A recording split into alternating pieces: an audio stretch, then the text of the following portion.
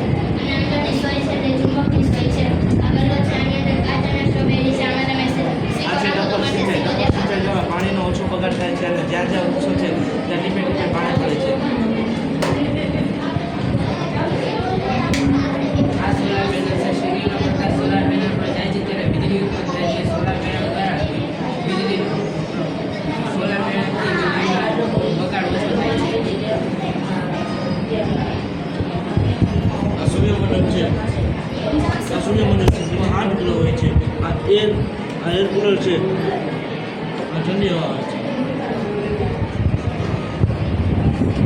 નમસ્તે જય શ્રી કૃષ્ણ. મારું નામ બચ્ચા સ્વાગત છે.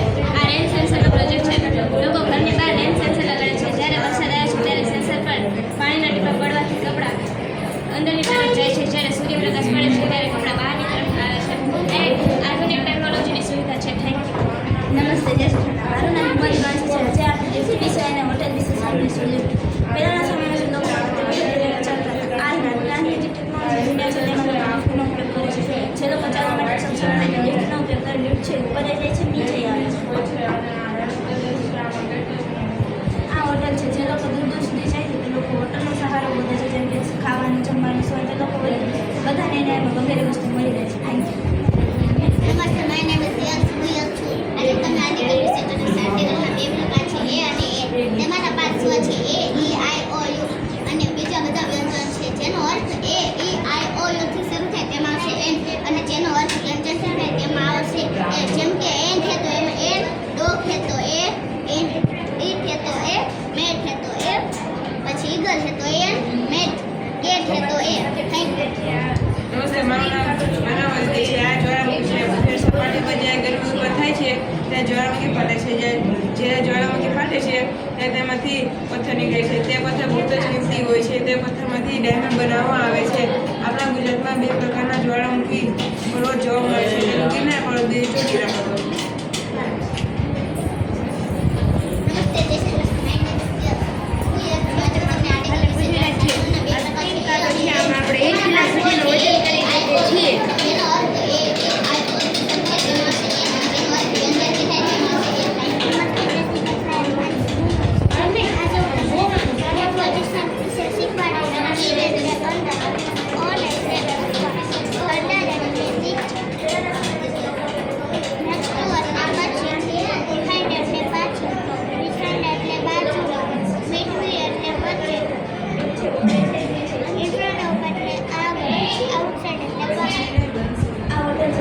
નમસ્તે, મારું નામ નેન્સી છે. આ જંગલી પ્રદેશ છે. આમાં હરિયાળી અને જંગલી પ્રાણીઓ હોય છે. આ હિમ પ્રદેશ છે તે ખૂબ ઠંડુ હોય છે અને તેમાં વ્હાઇટ બિલાડીઓ હોય છે અને બેક વ્હીલ્સ હોય છે. આ રણ પ્રદેશ છે. આમાં કેક્ટસ અને ઊંટ હોય છે. આ છે હાઇડ્રોપોનિક જેનો ઉપયોગ કોઈ પણ વસ્તુને ચેપવા માટે થાય છે. આ છે હાઇડ્રોપોનિક ગેસ જેનો ઉપયોગ કોઈ પણ આધુનિક સમયમાં તેનો ઉપયોગ થશે જે આપણને જે પણ થાય છે.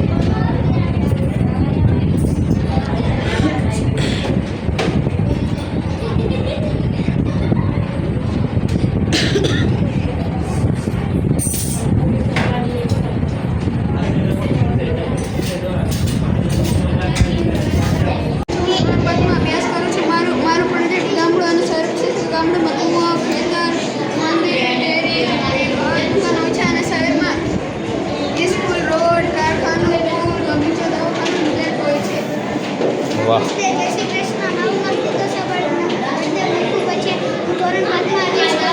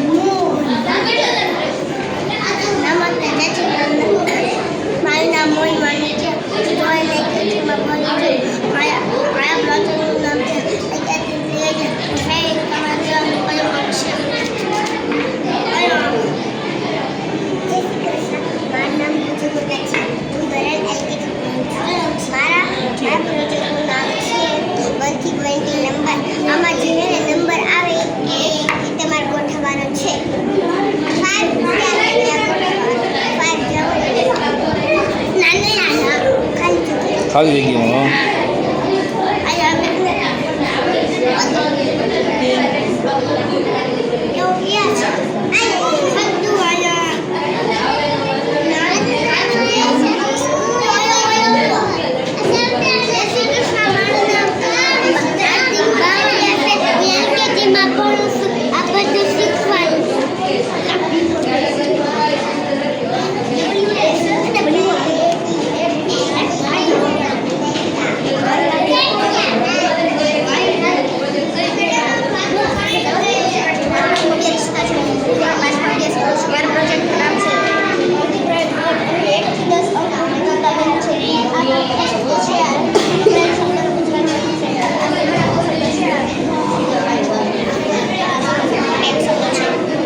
નમસ્તે, જય શ્રી કૃષ્ણ. મારું નામ સાલમિયા નગર છે. હું ધોરણ 6 માં અભ્યાસ કરું છું. મારા પ્રોજેક્ટનું નામ છે એકવચન બહુવચન. એકવચન તિથિ તો બહુવચન તિથિયા. એકવચન ટીવીયા તો બહુવચન ટીવીયા. એકવચન ચૂડી તો બહુવચન ચૂડ્યા. એકવચન સેને તો બહુવચન સેનાએ. એકવચન વસ્તુ તો બહુવચન વસ્તુએ. એકવચન સહેલી તો બહુવચન સહેલીએ. એકવચન ગમલા તો બહુવચન ગમલીએ. એકવચન માલા તો બહુવચન માલાએ. એકવચન કહાની તો બહુવચન કહાનીયા. એકવચન તિથિ તો બહુવચન તિથિયા. એકવચન ટીવીયા તો બહુવચન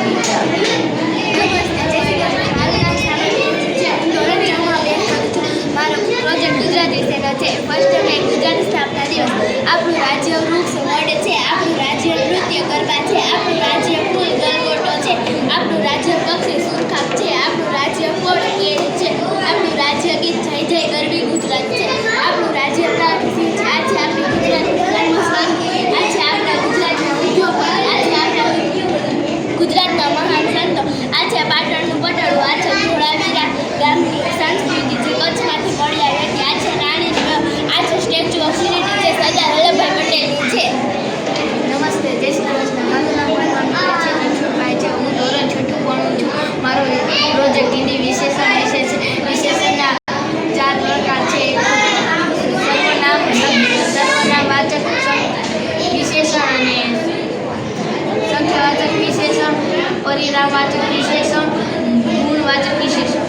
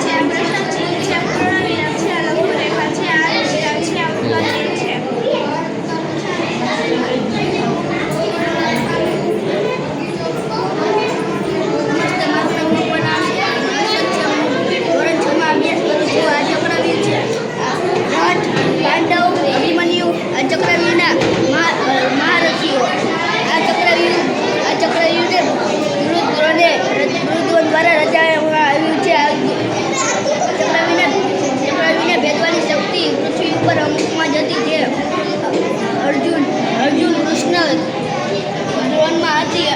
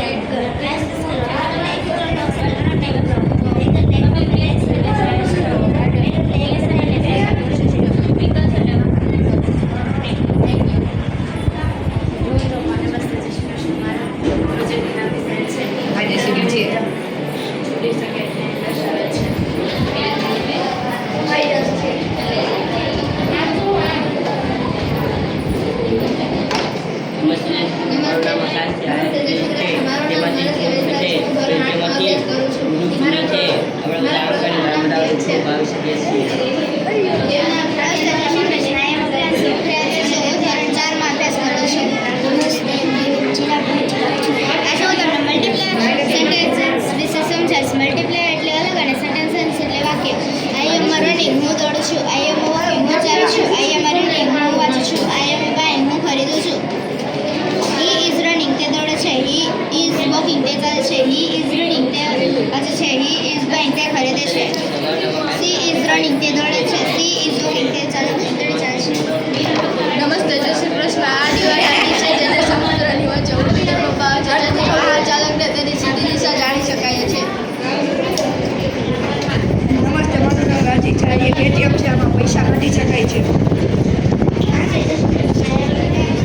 ટકો રહી ગયો.